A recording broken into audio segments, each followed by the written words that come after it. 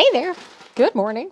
So I'm going to do a spell because I had a vision last night and I want clarity on what the hell it meant and what I need to or should or even think about it. This is my spell book.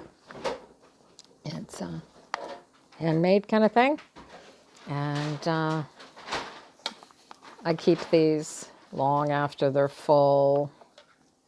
I lost a bunch in my house fire in 2004. But anyway, so in this case, I write down the vision and then I'm going to read the cards. And I may draw a design, and it depends on where I go with what the cards say. So it'll be like that. So some of my spells are just handwritten like that. And some of my other spells end up being,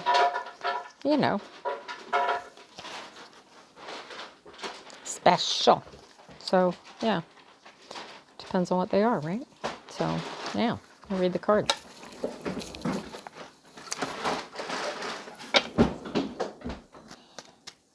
These are my cards.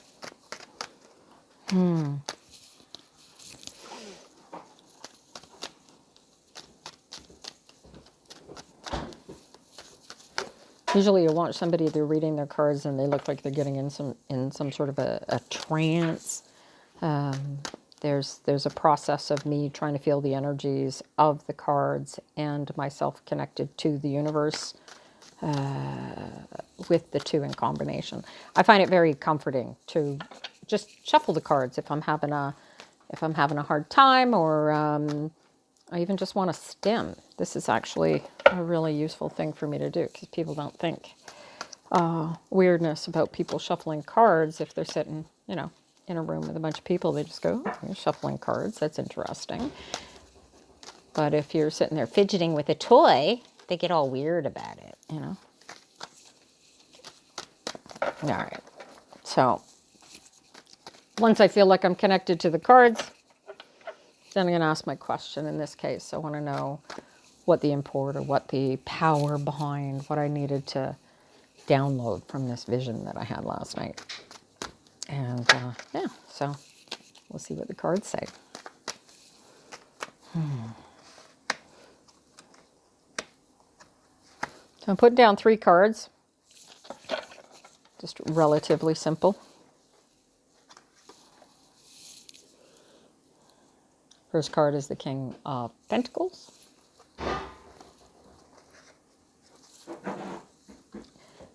Second card is the Wheel of Fortune. Love this card. And the last card is the Knight of Swords.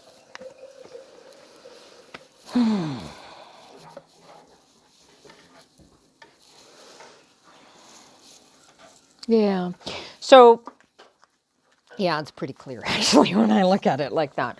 So when I'm asking the cards, I'm reading, I'm not sure how you're seeing this, if it's left to right or right to left, but on my side, these are on my left when I'm looking at them. All right.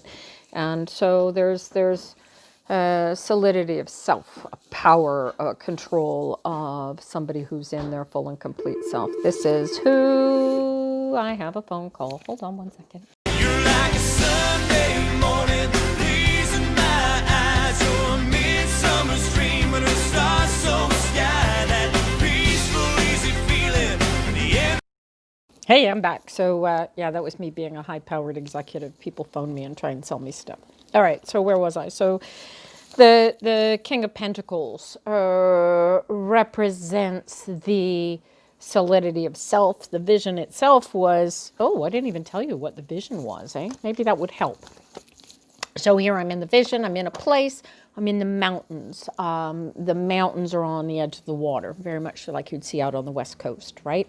And there's a mad scramble, and there's a mob, and people are pushing and shoving and shouting and yelling, and it's very busy and very confused.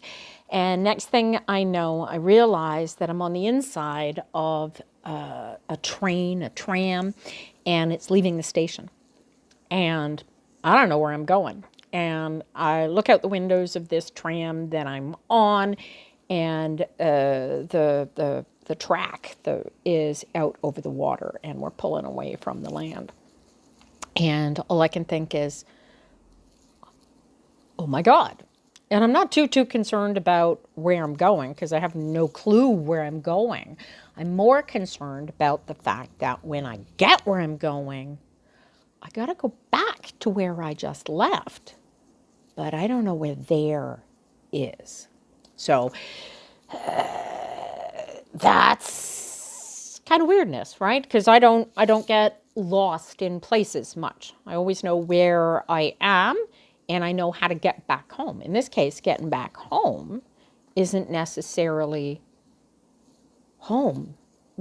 There's a home aspect to the energy of it, but it's not home. It's somewhere else, and I don't know where it is. So that's the interesting energy that I want to read about. So this is it. I come to the reading in this solidity that I was talking about. So here's the King of Pentacles, and think of the guy sitting in his counting house, pulling in everything that he's worked for, everything that he's created, all of the generosity, all of the honors this is all coming back to him, and this is where you are, and this is the base, right? Okay, so that's the basic energy, and then you throw into the energy of the Wheel of Fortune. And I love spinning reverse cards like this, especially this one, because the Wheel of Fortune is really in the tarot, in the major arcana.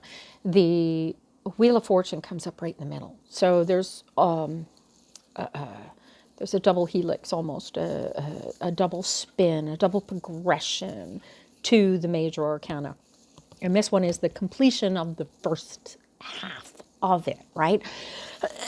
So I like to kind of think of the energy of puberty, the human being coming into their own, right? The energy coming into its completion. Now the question is, where is it going to complete itself? And this is the cool thing about the Wheel of Fortune, because we really don't know how it's going to work out. So here we've got this situation that I am obviously disrupted by, because it's creating visions in my head. And I don't know how this vision never mind the vision, I don't know how the situation, the existence in the world is going to happen. Are we going to wake up today to riots? What's going on? I don't know. And so without that energy, this is going to spin, right? All of the energies that interfere with and influence the situation are going to decide where that wheel is going to stop. And it will eventually stop, and whether it stops upright or reversed, we won't know until that happens. But in the meantime, we have the knowledge and the base behind us for that first half of the major arcana. So unlike coming to the energy of the cards, I've got him upside down, but he was upside right. I've got him coming to the energy of the cards with the idea that we have a base, a knowledge, a solidity underneath us, carrying us. And this is because of the solidity of the King of Pentacles, right? This is grounded. This is earth energy. This is real, right? And in this case, I don't think it's monetary, because I really could care less about money in my existence, although, we've all opted in.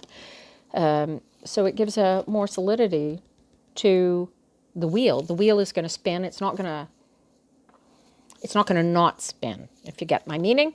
And so when it stops, how it stops is up in the air, right? So this card is not going to tell us how it's going to stop. So our task is to look at the energy of this card, recognize the solidity behind us going into this situation, and choose how we're going to feel about whatever the outcome is, right? And then you have the Knight. And this is the message that, never mind where we've come from, remember who we are and where home is, because it is the truth and the honesty and the ethicness, the realness, think of the Yeah, think of the white knight on the steed riding in, and that's a horrible thing if you get into religiosity, but right, the guy's coming in to save the day. No? Cartoon mice, right?